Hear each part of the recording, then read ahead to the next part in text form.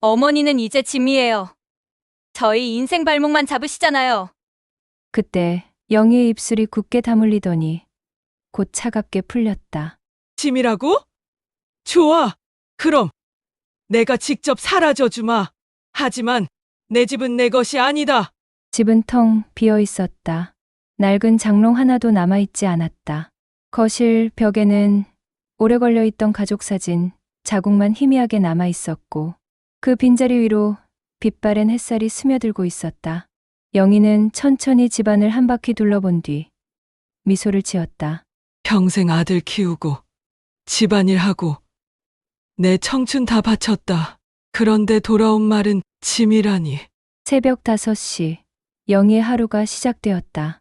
알람 시계가 울리기도 전에 저절로 눈이 떠지는 것은 이제 몸에 밴 습관이었다. 침대에서 일어나 허리를 곧게 펴며 작은 한숨을 내쉬었다. 부엌으로 향하는 발걸음은 여전히 가벼웠다. 쌀을 씻는 소리가 고요한 새벽을 깨웠다. 찬물에 손을 담그니 시린 감각이 온몸으로 퍼졌지만 영희는 개의치 않았다. 40년 넘게 해온 일이니까. 도마 위에서 칼질하는 소리가 리듬감 있게 이어졌다. 무, 당근, 시금치. 각각의 재료가 정성스럽게 손질되어 갔다. 도시락통 3개에 하얀 밥을 담고 그 위에 정갈하게 반찬들을 배치했다. 아들 도연 것, 며느리 서연 것, 그리고 손녀 지아 것까지. 이제 일어날 시간이겠네. 영희는 시계를 바라보며 중얼거렸다. 시간이 흘러 가족들이 하나둘 부엌으로 나왔다. 도연은 성급하게 커피를 마셨고 서연은 화장을 하며 바쁜 듯 움직였다. 지아만이 할머니, 안녕하세요. 라고 예의 바르게 인사했다. 오늘도 도시락 싸놨어. 영희가 미소를 지으며 말했다. 아, 네. 서연의 대답은 시큰둥했다. 오늘 회사 회식 있어서 늦게 올 거예요. 가족들이 모두 나간 후 집은 다시 조용해졌다. 영희는 설거지를 하며 창밖을 바라봤다.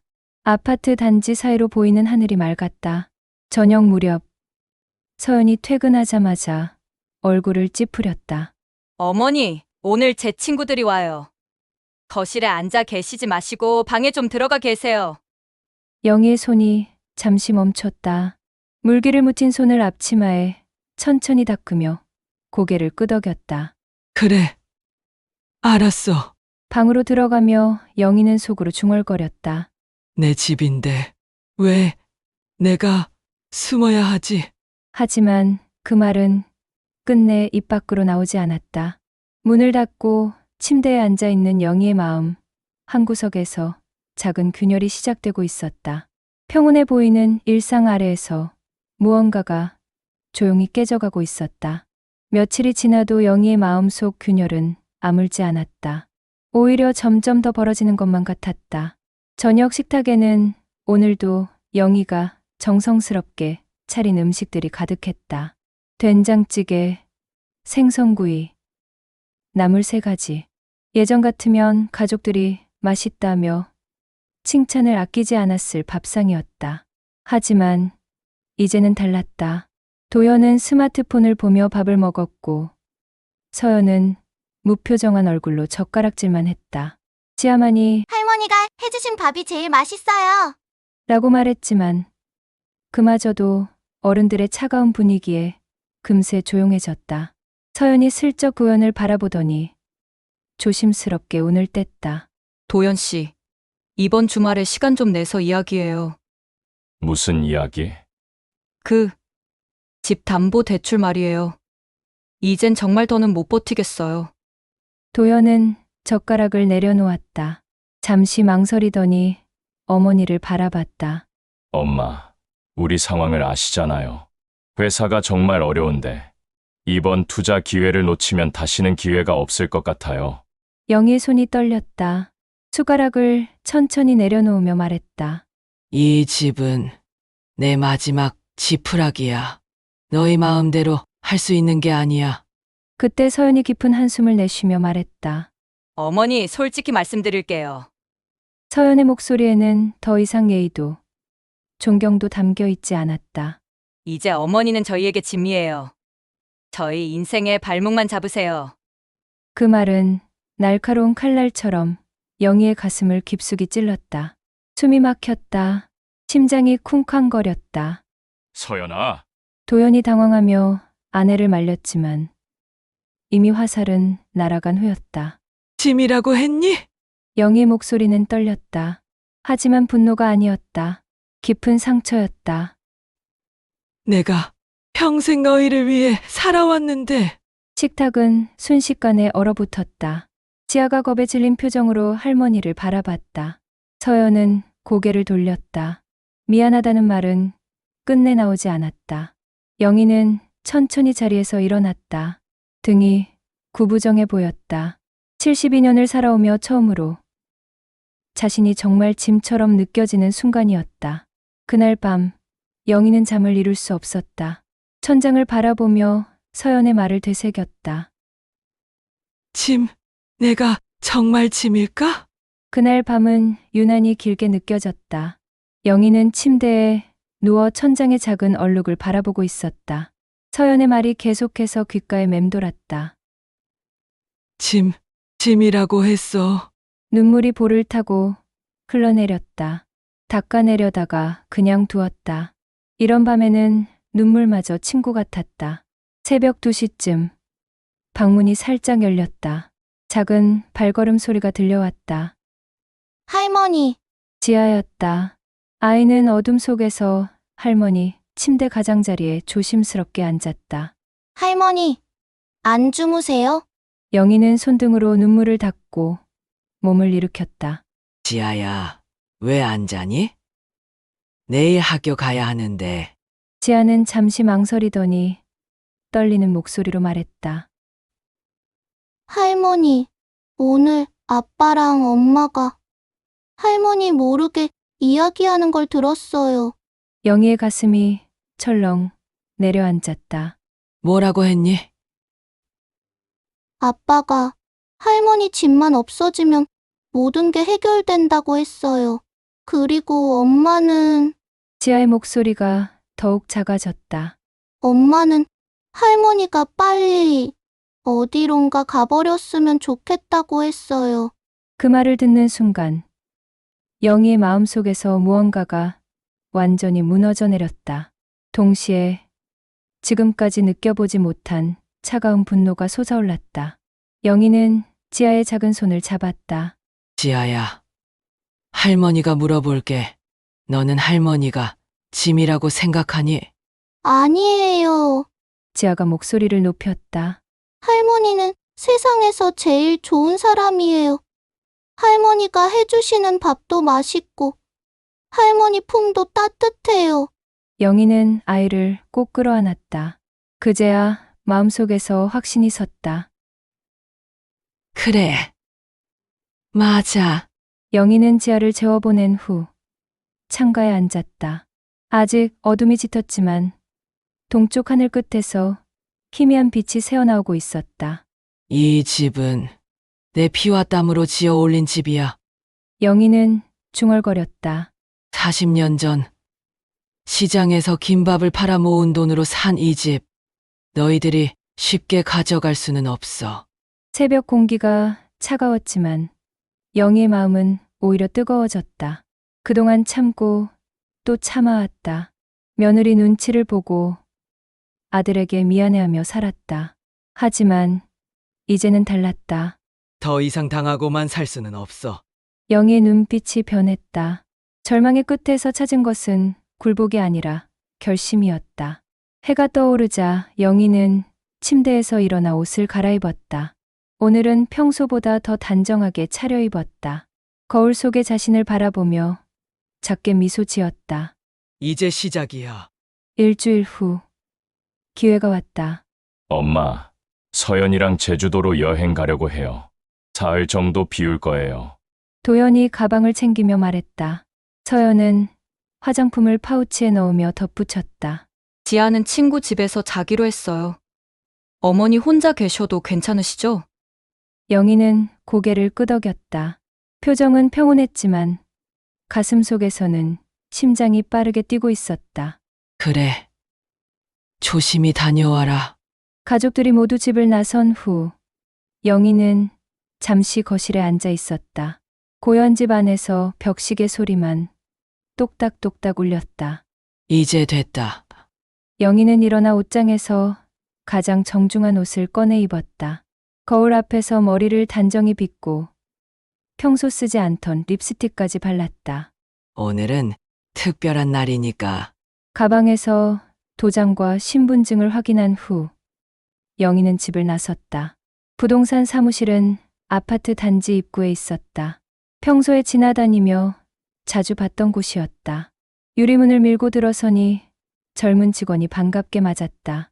어르신, 어서 오세요. 무엇을 도와드릴까요? 집을 팔려고 합니다. 아, 매매 상담이시군요. 이쪽으로 앉으세요. 책상에 앉자 직원이 서류를 꺼냈다.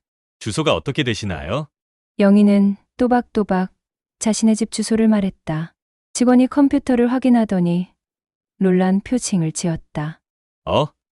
이 집 시세가 상당히 올랐네요. 요즘 이 단지가 재개발 소문 때문에 인기가 많아서요. 얼마나 될까요? 현재 시세로는 12억 정도 될 것 같은데요. 영희는 속으로 웃었다. 도연과 서연이 생각했던 것보다 훨씬 많은 금액이었다. 매매 계약서를 작성해 주세요. 직원이 서류를 준비하는 동안 영희는 창밖을 바라봤다. 자신이 40년 동안 살아온 집이 보였다. 그 집에서 아들을 키웠고 며느리를 맞았고 손녀의 성장을 지켜봤다. 하지만 이제는 내 것이 아니야. 어르신, 서류 준비됐습니다. 영희는 펜을 받아들었다. 손끝이 살짝 떨렸지만 주저하지 않았다. 매매 계약서라는 글자가 눈에 들어왔다. 그 아래 구매자란에는 낯선 이름이 적혀 있었다. 정말 파시는 거죠? 한 번 더 생각해 보시겠어요? 직원이 걱정스럽게 물었다. 하지만 영희의 결심은 확고했다. 네, 팔겠습니다. 도장을 꾹 눌러 찍는 순간 지난 40년의 무게가 어깨에서 내려앉았다. 동시에 이상한 해방감이 밀려왔다. 집은 더 이상 아들의 것도 며느리의 것도 아니었다.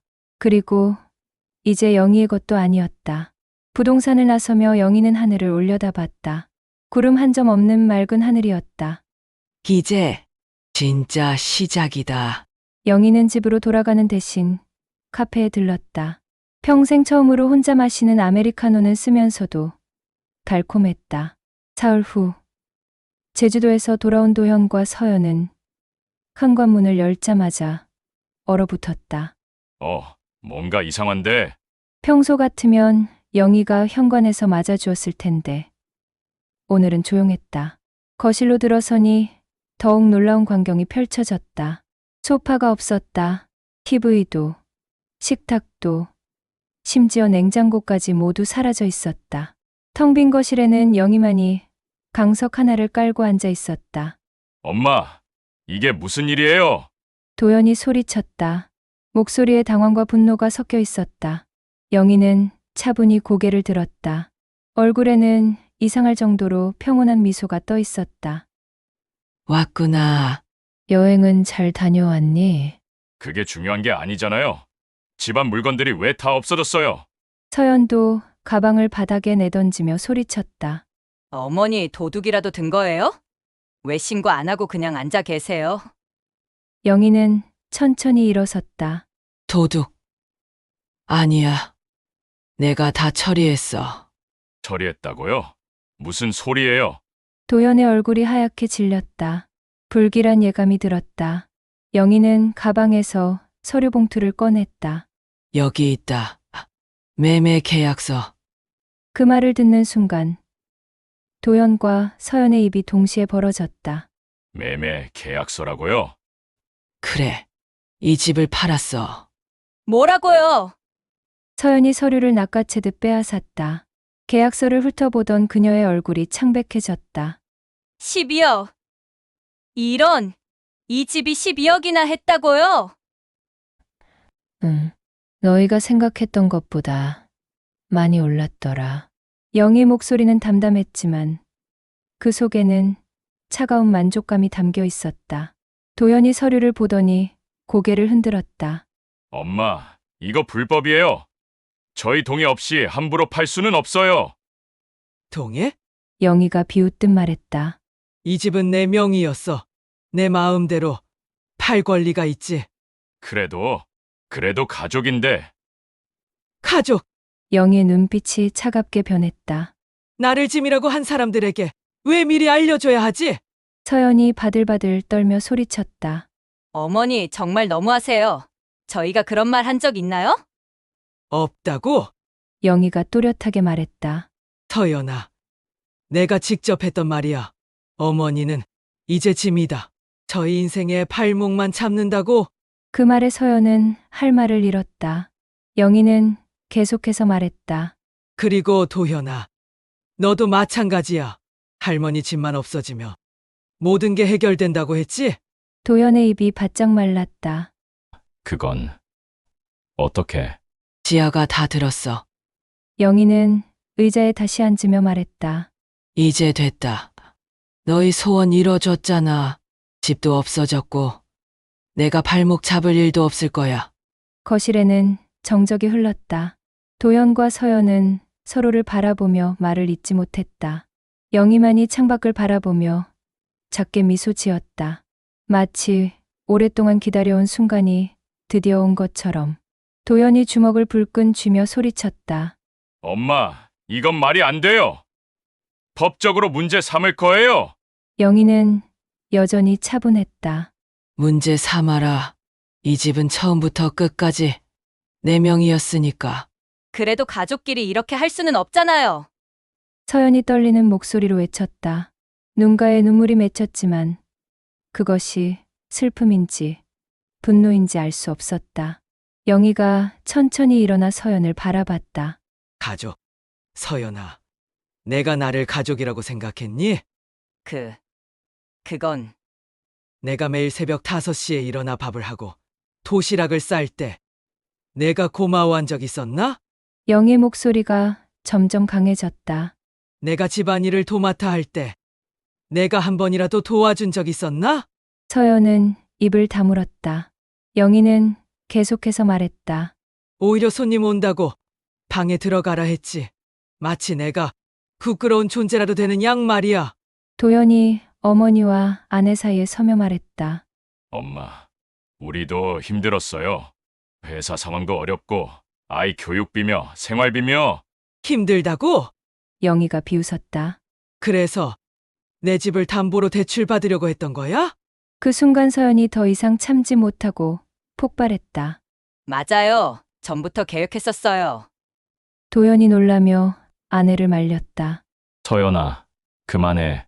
하지만 서연은 멈추지 않았다. 이 집만 있으면 우리가 새 인생을 시작할 수 있었는데 어머니가 다 망쳐놨어요. 새 인생, 영희가 조용히 웃었다. 내 집을 팔아서 너희 새 인생을 시작하겠다고? 네. 어차피 어머니는 혼자 살기엔 너무 큰 집이잖아요. 그럼 물어볼게. 나는 어디서 살라는 거야? 서연이 잠시 말문이 막혔다가 대답했다. 양로원이나 작은 원룸이라도. 그 말을 듣는 순간 영희의 눈에서 마지막 온기마저 사라졌다. 양로원? 영희가 차갑게 반복했다. 원룸. 어머니께서 혼자 계시기엔 여기가 너무 넓잖아요. 영희는 고개를 저었다. 서연아, 너는 정말 몰랐구나. 뭘 모른다는 거예요? 내가 이 집에서 얼마나 많은 추억을 쌓았는지, 이 집이 내게 어떤 의미인지. 영희는 벽을 쓰다듬으며 말했다. 이 벽에는 도연이 어릴 때 그린 낙서가 아직도 남아있어. 저 모서리는 내가 처음 시댁에 왔을 때 부딪혀서 생긴 흠집이고, 도연의 얼굴이 어두워졌다. 그리고 지아가 처음 걸음마를 한 곳도 바로 여기야. 영희는 빈 거실 한가운데를 가리켰다. 하지만 이제 더 이상 상관없어. 너희에겐 그냥 돈일 뿐이었으니까. 서연이 마지막으로 소리쳤다. 그럼 우리 보고 어떻게 하라는 거예요? 빚에 허덕이며 살라고요? 영희가 서연을 똑바로 바라보며 말했다. 짐이라 했지? 맞아. 너희 눈에 내가 짐이었을 거야. 영희는 잠시 멈췄다가 차갑게 말했다. 하지만 내 집에 얹혀 살면서 나를 짐이라고 한 건 바로 너희였어. 그 말에 거실은 완전한 정적에 휩싸였다. 서연의 얼굴이 새파랗게 질렸다. 한동안 아무도 말을 하지 않았다. 거실에는 숨소리만 들릴 뿐이었다. 그때 서연이 갑자기 바닥에 주저앉으며 울음을 터뜨렸다. 다 끝났어요. 정말 다 끝났다고요. 도연이 당황하며 아내를 일으키려 했지만 서연은 고개를 저었다. 이제 더 이상 숨길 필요도 없네요. 서연이 눈물을 닦으며 일어났다. 그녀의 눈빛이 변했다. 절망적이면서도 동시에 차갑게. 맞아요, 어머니. 처음부터 계획했었어요. 도연이 놀라며 아내의 팔을 잡았다. 서연아, 그만해. 지금 무슨 소리 하는 거야? 하지만 서연은 남편의 손을 뿌리치며 계속 말했다. 결혼할 때부터 이 집이 목표였어요. 시댁 어른 모시는 것도 착한 며느리 노릇하는 것도 전부 이 집 때문이었어요. 영희는 놀라지 않았다. 마치 이미 알고 있었던 일처럼 조용히 들었다. 6년 전부터 부동산 시세를 계속 확인했어요. 이 동네가 재개발되면 얼마나 오를지, 언제 팔아야 가장 비싸게 팔 수 있을지. 서연의 고백이 계속되었다. 어머니가 나이가 드시니까 언젠가는 양로원에 모셔드려야 한다고 생각했어요. 그럼 자연스럽게 이 집은 우리 몫이 될 거라고. 도연의 얼굴이 창백해졌다. 서연아, 제발 그만해. 왜 그만해요? 이제 다 틀렸는데! 서연이 소리쳤다. 어차피 어머니도 다 아시잖아요. 영희가 조용히 물었다. 그럼 나를 사랑한 적은 없었던 거구나. 서연이 잠시 머뭇거리더니 대답했다. 처음에는 정말 좋은 어머니라고 생각했어요. 친정 어머니보다도 더 잘해주셨고, 그럼 언제부터였지? 집값이 오르기 시작하면서부터요. 5억, 7억, 10억. 숫자가 올라갈 때마다 어머니가 부담스러워졌어요. 영희는 깊은 한숨을 내쉬었다. 그래서 내가 짐이 된 거구나. 네, 서연이 작게 대답했다. 미안해요. 하지만 저희도 살아야 했어요. 그때 도연이 드디어 입을 열었다. 엄마, 저도 서연이 말에 동의했어요. 영희가 아들을 바라봤다. 너도 회사가 정말 어려웠어요. 투자금이 필요했고, 엄마 혼자서는 이런 큰 집이 필요 없다고 생각했어요. 영희 마음의 마지막 희망마저 꺾였다. 그래. 너희들 눈에는 내가 그렇게 보였구나. 엄마, 아니야. 영희가 손을 내저었다. 이제 알겠어. 내가 얼마나 순진했는지. 영희는 가방에서 또 다른 서류를 꺼냈다. 여기 은행 통장이야. 도연과 서연이 서류를 보며 눈을 크게 떴다. 12억에서 세금 떼고 중개수수료 떼고 11억 2천만 원이 남았어. 서연이 떨리는 목소리로 물었다. 그 돈은 어떻게 하실 거예요? 영희가 미소를 지었다. 하지만 그 미소는 따뜻하지 않았다. 내가 알아서 할 일이야.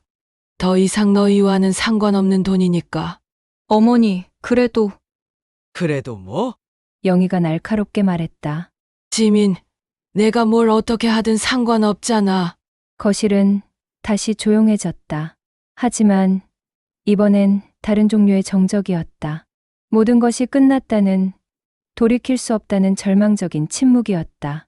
한 달 후, 영희는 작은 전셋집으로 이사했다. 복도가 좁고 방 2개의 화장실 하나뿐인 작은 집이었다. 40년 넘게 살던 아파트와는 비교할 수 없을 만큼 작았지만 이상하게도 마음이 편했다. 여기가 내 집이구나. 영희는 빈 거실에 앉아 창밖을 바라봤다. 큰 아파트 단지 대신 작은 주택들이 다닥다닥 붙어 있는 동네였다. 골목에서는 아이들이 뛰어노는 소리가 들려왔다. 이사 온 첫날 밤, 영희는 오랜만에 깊이 잠들었다. 누군가의 눈치를 볼 필요도, 새벽부터 일어나 도시락을 쌀 필요도 없었다. 일주일이 지나자 새로운 일상이 시작되었다. 오늘은 뭘 해볼까? 영희는 신문을 펼쳐 문화센터, 강좌 광고를 찾아봤다. 요가, 컴퓨터, 영어회화, 그리고 성인 미술 교실이라는 글자가 눈에 들어왔다. 미술. 어릴 때 그림 그리는 걸 좋아했었는데. 다음 날, 영희는 처음으로 미술학원 문을 열었다. 안녕하세요. 처음 오셨네요. 젊은 강사가 반갑게 맞아주었다. 네. 그림을 배우고 싶어서요. 멋지세요. 나이가 들어서 새로운 취미를 시작하는 분들이 점점 많아지고 있어요. 영희는 캔버스 앞에 앉았다. 새하얀 도화지가 마치 새로운 인생을 상징하는 것 같았다. 붓을 들고 파란 물감을 찍었다. 조심스럽게 하늘을 그려 넣었다. 그래. 이렇게 자유롭게. 붓이 움직일 때마다 마음이 가벼워졌다. 40년 동안 잊고 살았던 감정이 되살아났다. 할머니, 뒤에서 익숙한 목소리가 들려왔다. 돌아보니 지아가 서 있었다. 지아야, 어떻게 여기를 알았니?